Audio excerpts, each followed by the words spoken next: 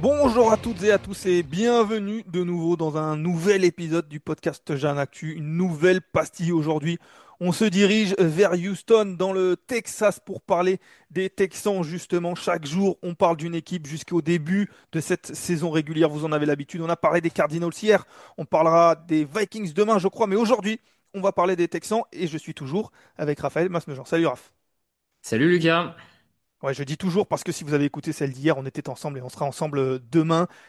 Aujourd'hui, on parle des Texans, donc 10 victoires, 7 défaites l'an dernier, vainqueurs de l'AFC Sud, on se rappelle de leur qualification en playoff, une défaite lors du Divisional Round face aux Chiefs, vainqueurs de l'AFC un petit peu plus tard, ils ont perdu 23-14, c'est un petit peu à chaque année, la défaite elle est face aux Chiefs, on a l'impression pour les Hmm. Texans, et c'est encore une année, en tout cas c'est désormais une année avec de grandes ambitions pour les Texans, parce que cette équipe elle commence à arriver à maturité, c'est la troisième saison de l'ère CJ Stroud slash D'Amico Ryans, le coach. En 2023, c'était vraiment l'équipe surprise. Le quarterback était rookie, le coach venait d'arriver. En 2024, ils ont globalement confirmé. On pourra en parler. 2025, ils doivent vraiment passer un cap. Ils doivent devenir presque des cadors de cette AFC au même titre que des Chiefs, des Bills, des Ravens. Un petit peu. Pour l'instant, j'ai l'impression qu'ils sont un petit peu en dessous et peut-être que cette année-là devra les faire passer au-dessus. Et justement, pour passer ce cap-là, ce nouveau cap, ils ont pas mal recruté. Ils ont signé des joueurs. Ils ont signé CJ Garner-Johnson, notamment Christian Kirk en attaque. Ils ont signé AJ Speed, ils ont signé Sheldon Rankings. Ça, c'est pour la défense. Il y a quelques joueurs qui sont partis, notamment la Remington Seal, Stephen Diggs, Robert Woods, Kenyon Green, Shaq Mason, beaucoup sur la ligne offensive. On va en parler. Jeff Okuda qui est parti. Qu'est-ce qu'il nomme le quarterback? Mais j'ai envie de commencer par la fin, Raph. On va voir cette équipe, elle est très solide. On va en parler. Il y a quand même un effectif très complet. Il y a des gros Hmm. points forts. Vous le savez, on parle des points forts, on parle des points faibles, je le répète tous les jours. On parle de facteur X aussi. Mais il y a un gros point faible, c'est la ligne offensive. C'est véritablement le point faible qui a été très compliqué l'an dernier. Et on va en parler pour cette saison parce que j'ai parlé beaucoup des changements. J'ai cité quelques départs, quelques arrivées. Mais la ligne offensive, elle va subir un gros lifting parce que Larry Mitton, s'il est parti, il a été tradé. Kenyon Green aussi. Shaq Mason n'est plus là. Et Cam Robinson, Trent Brown sont arrivés. Ça, c'est plutôt du côté des tackles. Les guards sont arrivés aussi. Ingram et Laken Tomlinson sont arrivés. Elle posait beaucoup de problèmes, cette ligne offensive l'an dernier. Il y a eu un énorme lifting. On a tout changé. Est-ce que ça te rassure? Non, non, non, ça me C'est la rassure fin de pas. cet épisode de Jeune Actu. Et puis demain, on parlera des Vikings. Pardon. Non, non, mais ça me rassure pas parce qu'effectivement, ils perdent quand même. Alors, Laramie Thompson était vieillissant, il y avait quelques questions sur son futur chez les Texans, tout ça. Donc, ils ont peut-être voulu un peu anticiper la chose, mais malgré tout, quoi qu'il en soit, ils perdent leur meilleur lineman offensif pendant l'intersaison. Ils le remplacent par Cam Robinson qui est un remplaçant slash titulaire qui a un peu bourlingué dans toute la ligue, mais qui a jamais été très bon. Trent Brown a eu quelques belles années, mais surtout beaucoup de blessures. Trent Brown de mémoire, c'est un mec qui a peut-être joué 3 saisons entières dans toute sa carrière sur 7 ou 8 années. Et puis les postes de garde, bon bah Laken Tomlinson, Ed Ingram, c'est quand même du titulaire très très moyen slash remplaçant. Non, il y a pas vraiment de renfort important. Le seul petit espoir sur cette ligne offensive, c'est la draft au poste de tackle droit de RTN R3, le rookie, peut-être pris au deuxième tour s'il est au niveau. Peut-être que au moins ça te solidifiera la droite de ta ligne, surtout que je trouve que le garde droit Titus Howard avait un peu progressé l'an dernier. Alors on est encore loin des espoirs blessés en lui, mais je trouve qu'il avait un peu progressé. Donc peut-être que le côté droit pourrait être un peu plus fort, mais dans une saison où les Texans ont fait que CJ Stroud était le quarterback le plus pressé, le plus mis sous pression l'an dernier. Là, l'intersaison, elle rassure pas. Il y a peut-être une autre personne qui pourra aider cette ligne offensive, j'y reviendrai plus tard, mais sur le papier, en tout cas, c'est pas rassurant. Énorme teasing. Vous entendrez ça dans quelques minutes, mais je suis d'accord avec toi. C'est vrai qu'il y a des joueurs qui sont partis. J'ai l'impression que c'est presque les meilleurs joueurs de cette ligne offensive qui ont Mm. les moins mauvais, on va dire, allez, de cette ligne offensive qui sont partis. C'est Tunsil, c'est Shaq Mason qui, pour moi, faisait partie des bons éléments. Ils ont été remplacés par des joueurs qui, en effet, me rassurent pas forcément. Cam Robinson, je suis vraiment pas forcément un grand fan. Qui plus est, tu le dis, qui est souvent blessé. Donc c'est vrai que ça rassure pas du tout au niveau de cette ligne offensive. C'est très compliqué.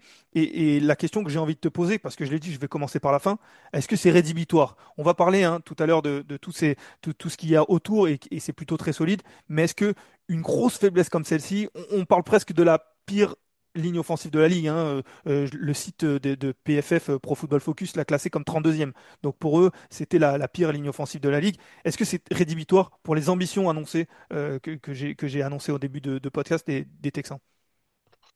Je pense que oui, ça le sera pour viser plus que le top 8, on va dire. Que le Divisional Round, t'as un peu l'équivalent du top 8 à la fin de saison, parce que c'est quatre équipes d'AFC et quatre équipes en NFC. Et c'est là-dessus qu'ils bloquent depuis 2 ans. Et j'ai peur qu'effectivement, cette ligne les empêche de passer ce palier-là. Peut-être qu'ils pourront quand même retourner dans ce top 8 avec cette ligne, mais le passer, j'ai du mal.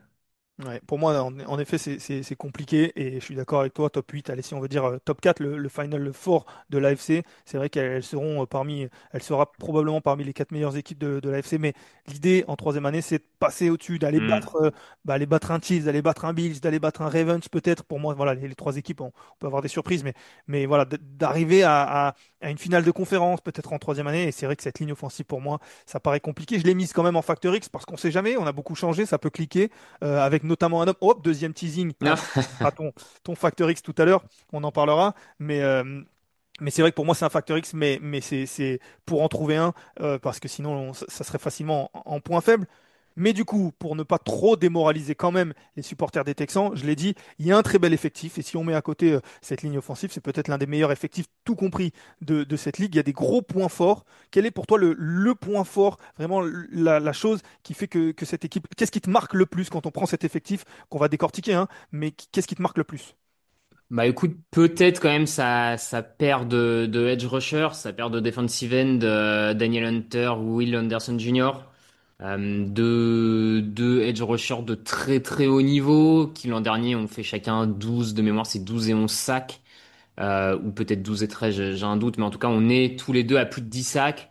On a deux défenseurs qui défendent aussi bien la course, qui sont vraiment un point d'ancrage de cette défense et qui sont l'élément primordial de cette défense, parce que eux, réussissant à mettre aussi vite la pression sur les quarterbacks adverses, ça a permis aux Texans l'an dernier d'être dans le top 3 des interceptions, et c'est clairement lié au fait que tu avais en permanence de la pression mise par Will Anderson et Daniel Hunter. Je trouve que cette paire-là, qui a pas toujours conclu la pression mise par des sacs, certes, mais globalement, c'est du très haut niveau, et pour moi, c'est peut-être l'élément le plus fort. Ouais, et je suis assez d'accord avec toi. C'est peut-être on parlait de la pire ligne défensive de la ligue. C'est pour moi peut-être la meilleure paire de pass rushers de la ligue, Will Anderson, Daniel Hunter. Et du coup, j'élargis moi le gros point fort, c'est vraiment la défense aérienne parce que tu l'as dit, il y a ce pass rusher qui est la tête de proue de cette défense Mm. aérienne et qui aide beaucoup le troisième rideau. Mais quand on prend les joueurs du troisième rideau aussi, en eux-mêmes, ils sont très solides. Derek Stingley, on le sait, c'est un cornerback qui est parmi les meilleurs, si ce n'est peut-être le meilleur cornerback de la ligue. Il y a un débat, mais en tout cas, il est top 3. Avec lui, il y a Kamari Lassiter et Jalen Pitré qui sont très solides aussi. On sait qu'il y a un Jimmy Ward qui fait partie des bons safety dans la ligue depuis des années. Ils ont recruté CJ Garner-Johnson, alors qu'il y a une petite alerte, mais qui devrait être présent quand même. On a eu très peur durant le camp d'entraînement, mais il devrait être présent cette saison. Donc c'est vrai que c'est pour moi très difficile de lancer contre cette équipe. Je suis d'accord. En plus, c'est vraiment, je trouve, ils ont presque le profil idéal dans le sens que c'est un mélange entre des jeunes joueurs comme Kamari Lassiter, Jalen Pitré, Calen Bullock, Stingley. Les plus vieux d'entre eux, Jalen Pitré et Stingley, ont été draftés en 2022. Donc, c'est des mecs qui ont dans leur troisième ou troisième, attends, 2022, qui vont faire leur quatrième année, qui vont entrer en quatrième année. Donc, ce qui reste encore assez jeune en NFL. Et pour les accompagner cette année, t'as Gardner Johnson et Jimmy Ward qui sont des joueurs beaucoup plus expérimentés. Ils ont même drafté au troisième tour un rookie, Jalen Smith. Donc, troisième tour, c'est pas anodin. Ça reste encore un choix potentiellement avec un vrai potentiel, en tout cas dans cette défense. Ouais, je trouve que c'est hyper compliqué. Alors, Leur petit défaut, c'est que des fois, ils sont peut-être un peu trop parieurs, j'ai envie de dire. Ils tentent trop l'interception et se font avoir. Ils ont un profil un peu... l'an dernier, ils font 19 interceptions, mais pour 31 touchdowns encaissés à la passe. Mais parce que ils ont ce style un peu risqué qui peut leur prêter à défaut. Mais c'est de mémoire, c'est Camary Lassiter qui, au début de l'intersaison, disait notre objectif, c'est d'être l'équipe avec le plus d'interceptions à la fin de l'année. Je veux bien croire qu'ils en seront pas loin. Ouais, ouais, ils vont pas être lents. Et puis tout cela mis en place aussi par Adi Mekorians qui a mis Hmm. un système en place très, très solide aussi, c'est vrai. Et c'est vrai que du coup, c'est très solide. Tu as parlé de la draft tout à l'heure. C'est vrai on n'en a pas parlé et ça va me permettre de faire la transition parce que pour moi, l'autre point fort de cette équipe, pour moi, le point fort, c'est les airs dans cette équipe. C'est les airs en défense, avec cette belle défense, et aussi en attaque, puisque déjà, je fais la transition avec la draft, puisque à la draft, les Texans ont drafté Jaden Higgins, le receveur, ainsi que Jalen Noel, deux receveurs sur les trois premiers choix de draft, c'est pas anodin, auxquels il faut ajouter Nico Collins, qui est pour le coup un numéro un solide. On a des débats sur les receveurs numéro un depuis quelques jours. Pour le coup, Nico Collins, je pense on peut l'affirmer. Ouais. C'est un numéro un très solide, 1300 yards et 8 touchdowns en 2023, milliards et 7 touchdowns en 2024, alors qu'en plus il n'a pas joué tous les matchs. Ils ont perdu Stéphane Diggs, certes, mais et Tank Dell sera certainement blessé pour une grosse partie de la saison d'ailleurs, voire peut-être toute la saison. Mais ils ont recruté Christian Kirk, qui peut être un bon numéro 2. Il y a Dalton Schultz aussi, le tight end. Voilà, j'ai passé en revue un petit peu tout cet effectif, auquel il faut rajouter les deux rookies. Mais pour moi, c'est une vraie force ce groupe de cibles, cette Ouais. polyvalence de joueurs auxquels on peut rajouter aussi des running backs qui peuvent aller chercher des ballons dans les airs comme Joe Mixon. Donc là, vraiment, il y a une grosse force là pour moi. Oui, oui, je te rejoins complètement. Je trouve que c'est un des groupes, une des escouades de cibles les plus étoffées de la ligue et les plus fortes. Tu l'as dit, il y a des profils très différents. On a vu que Nico Collins c'était un super receveur en homme à homme. Christian Kirk, on l'a vu, il peut se débrouiller très bien dans le slot. Il a eu quelques belles saisons du côté des Cardinals, puis la première à Jacksonville, où notamment dans le slot, il faisait des dégâts. Je trouve, alors il est moins fort que Stephen Diggs, mais je serais pas étonné qu'il corresponde mieux à ce que veulent faire les Texans et à l'ambiance des Texans et au caractère. Enfin, je pense qu'en termes d'alchimie, c'est probablement, et d'ailleurs, c'est pas pour rien que les Texans ont pas retenu Stephen Diggs, hein, qu'ils ont pas cherché à le retenir. Euh, je, Tu l'as dit, t'as deux rookies qui arrivent en plus, qui ont un certain potentiel, et même franchement à la free agency, enfin ils ont toujours John Mechie qui avait été sélectionné au deuxième tour en 2022. À la free agency, ils ont été chercher des joueurs, des receveurs comme Justin Watson, Braxton Berrios. Alors ok, là on parle de receveurs de fin de banc, mais franchement même pour des receveurs potentiellement 4, 5, 6, je trouve que c'est des bons receveurs. Donc je te rejoins. Dalton Schultz, t'en as parlé, le tight end qui est capable qui est à 4 saisons de suite à plus de 550 yards à la réception, donc qui est pareil, qui est capable d'accumuler les yards. Joe Mixon, en tant que coureur en sortie de backfield, je pense que il y a quand même de quoi lancer le ballon dans cette équipe et s'assurer qu'il y ait quelqu'un pour l'attraper. Et pour revenir, Stéphane Diggs, ils ont essayé de discuter avec lui pour voir pour le garder, mais il était sur son bateau, il n'était pas dispo, il n'a pas répondu téléphone, donc ils sont partis sur autre chose. Petite vanne par rapport à la vidéo. Vous avez certainement vu le jeu au sol, Raph, on en parle. J'ai cité Joe Mixon qui est capable d'aller récupérer des ballons dans les airs. Sa force, forcément, c'est la course. L'an dernier, il a passé les milliards pour la cinquième fois de sa carrière déjà. On a rajouté Nick Chubb qui peut être éventuellement intéressant en numéro 2, même si on sait qu'il a été blessé. Hmm. Damon Pierce est là. Alors on a tendance à oublier, il avait fait une très bonne saison, et puis d'un coup, il a disparu. Qu'est-ce qu'on fait de ce jeu au sol-là? On sait, la ligne offensive, on en a parlé, c'est quasiment catastrophique. Mais ces joueurs-là, est-ce qu'ils peuvent sortir leur épingle du jeu, pardon, en étant du complément, parce qu'on sait que les airs vont être la force principale. Oui, alors je les mettrais, pour le coup, je les mettrais pas forcément point fort, mais pas point faible, ni facteur X d'ailleurs. Pour le coup, je te rassure, ça va pas être un facteur X. Je pense que c'est une escouade complète de coureurs qui peuvent apporter sur différentes phases. C'est pas le jeu au sol qui va être le plus sollicité. Nick Chubb, ça peut être un bel ajout s'il arrive à revenir en forme physiquement, mais avec les grosses blessures qu'il a eues l'an dernier, ça reste quand même à prouver, hein. Mais parce que sinon, sur le papier, effectivement, en duo Nick Chubb, Joe Mixon, c'est quand même pas mal en termes de coureurs.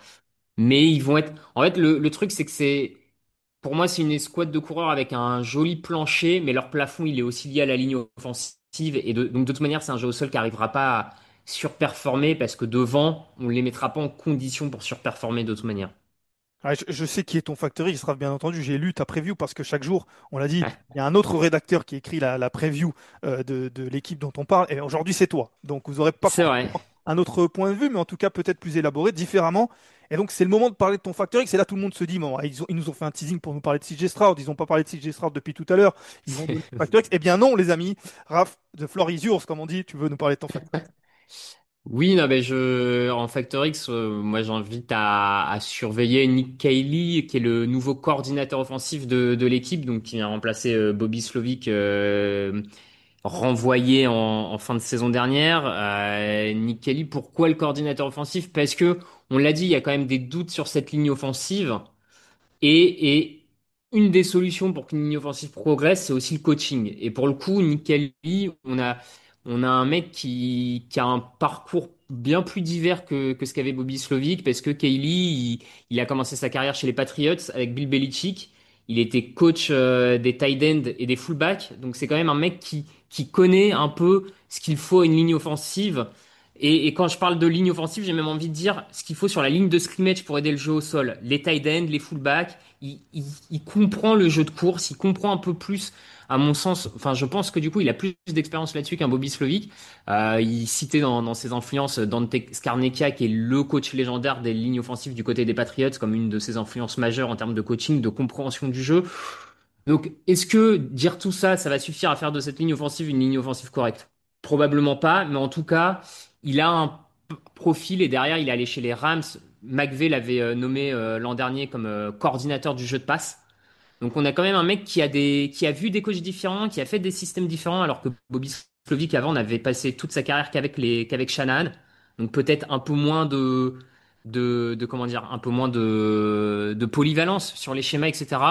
Ce que Bobby Slovic, enfin, ce que Nick Calais peut apporter. Donc, je me dis, un nouveau coach avec des nouvelles idées, plus de polyvalence dans les schémas de jeu, cette capacité à peut-être un peu plus utiliser des jeux de course en gap, un peu moins de zone, etc. Ça peut faire du bien à tout le monde et à toute l'attaque, et c'est peut-être ce qui peut permettre à cette attaque et à cette ligne offensive de passer un cap. Oui, parce que tu as parlé beaucoup de la ligne offensive, mais il va aussi avoir un gros défi, c'est de faire passer encore une fois un cap à CJ Stroud. On en parlait hier, je pensais qu'on avait déjà parlé des Texans et j'en suis désolé, mais on en parlait hier de Kyler Murray avec les Cardinals en disant, en tout cas je disais que pour moi au bout de 6-7 saisons, c'était compliqué d'imaginer un quarterback exploser s'il reste toujours dans le même environnement. Là pour le coup de CJ Stroud, c'est seulement sa troisième saison. On a vu de très belles choses lors de la première.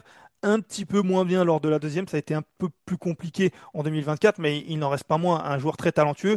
Là, le coordinateur offensif, il va avoir aussi un beau défi de refaire revenir, en tout cas si G Stroud version 2023, voire même d'avoir une version encore améliorée, version 2025. Oui, bien sûr, c'est son autre, bah, c'est même peut-être son objectif principal, hein, c'est de faire passer un cap, tu l'as dit, à CJ Stroud. Troisième année, souvent une année où on commence sauf Kyler Murray, où on commence à avoir plus d'avis définitifs sur ce que va donner un quarterback en NFL sur le long terme. Je te rejoins, il va l'aider. En tout cas, il a l'objectif de l'aider. On va voir ce que ça va donner. Visiblement, cette intersaison, il l'a beaucoup fait travailler sur l'aspect physique et mobilité pour que CJ Stroud sorte un peu plus de la poche, soit capable d'aller un peu plus vite.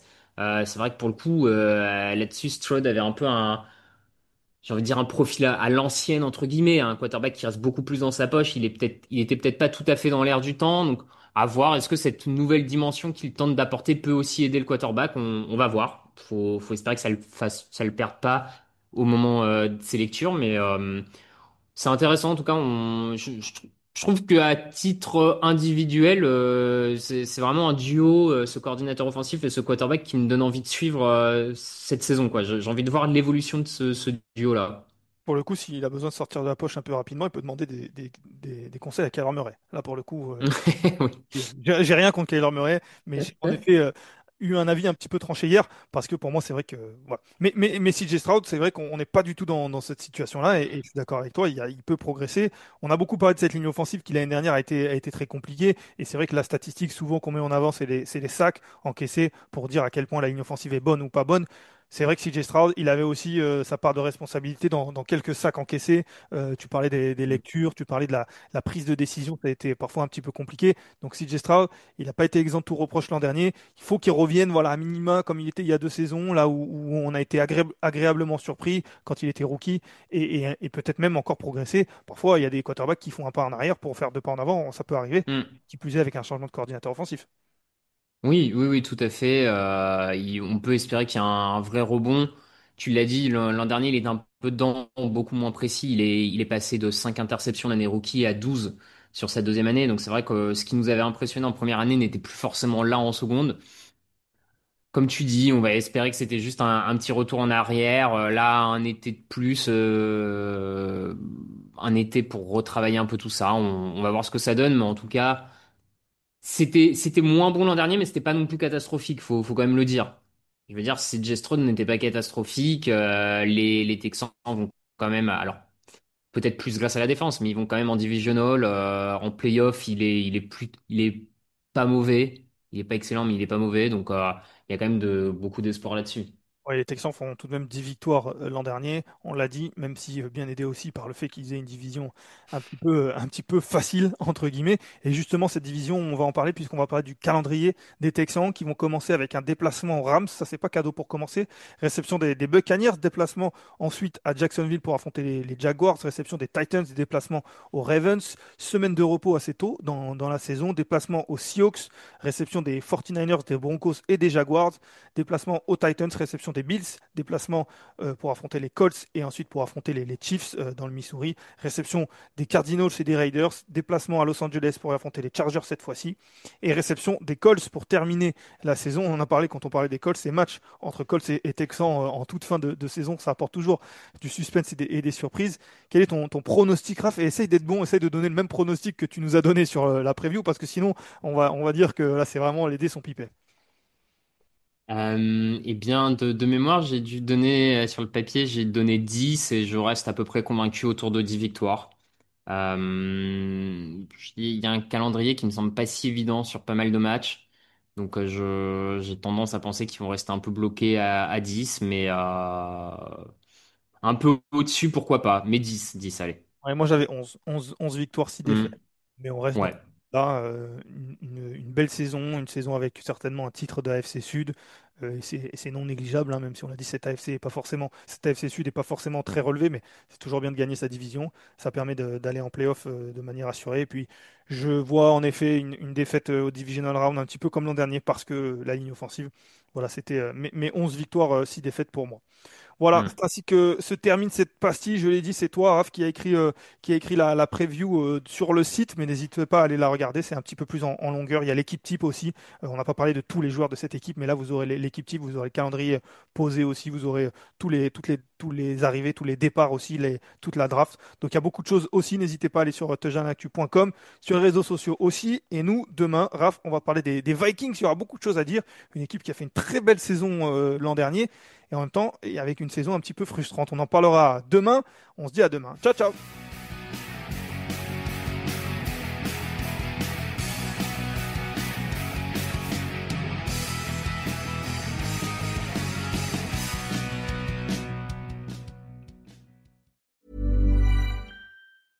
AI is transforming customer service. It's real and it works. And with Finn, we've built the #1 AI agent for customer service. We're seeing lots of cases where it's solving up to 90% of real queries for real businesses. This includes the real world complex stuff like issuing a refund or cancelling an order. And we also see it when Finn goes up against competitors. It's top of all the performance benchmarks, top of the G2 leaderboard. And if you're not happy, we'll refund you up to $1 million, which I think says it all. Check it out for yourself at fin.ai. Change is always happening, but no matter what changes in 5 years, there's one thing that will stay the same: the price of your internet. With the Xfinity 5-year price guarantee, you get 5 years of the most reliable Wi-Fi with our best equipment included for a price that stays exactly the same. Restrictions apply. New residential customers only. Taxes and fees extra and subject to change. Most reliable Wi-Fi based on Open Signal Awards USA. Fixed broadband experience report August 2024.